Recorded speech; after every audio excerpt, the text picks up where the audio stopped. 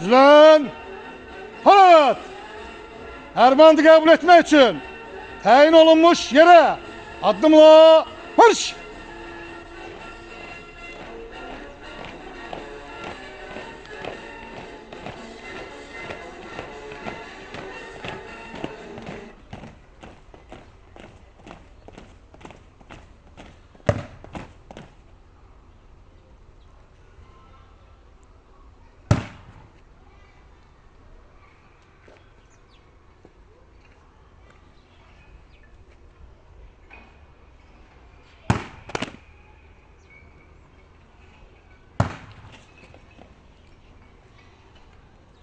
Ben Azerbaycan Respublikası'nın vatandaşı, Azerbaycan Respublikası'nın vatandaşı, Azerbaycan Silahlı Kuvvetler sıralarına Azerbaycan Silahlı Kuvvetleri sıralarına daxil olarkən daxil olarkən vətənim Azərbaycana vətənim Azərbaycana və onun xalqına ve onun halkına sadiq olacağıma sadık olacağıma and içirəm. and içirəm.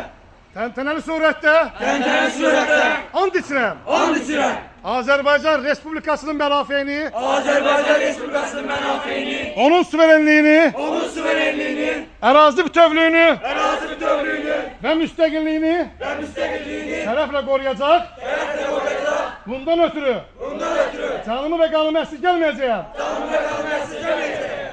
Səmimi, cəsur, intizamlı olacaq, olacak, hərbi sirri verməyəcək. her bir seni vermeyecek. Hərbi nizamnamələrin Her bir nizamnamelerin tələblərini yerinə yetirəcək. taleblerini yerine getirecek. Komandir və rəislərin Komandir ve reislerin əmrlərinə sözsüz emirlerine susuz tabi olacağam. tabi olacak. Hər işini Her işini vicdanla öyrənəcək. vicdanla öğrenecek. Əcdadların hərbi ənənələrini Ecdadların erbelelerini şərəflə davam şerefle devam və inkişaf etdirəcək. ve inşa ettirecek. Hər an əlimdə silah, Her an elinde silah, vətənin müdafiəsinə qalxmağa vatanın müdafiyesine kalkmama hazır olacağam. hazır olacağım. Andımı postam, Andını postam, Azərbaycan Respublikası qanunlarının Azerbaycan Respublikası kanunlarının tam ciddiyyət üzrə tam ciddiyet üzere məsuliyyət daşımağa mesuliyet taşımaya hazıram. hazırım.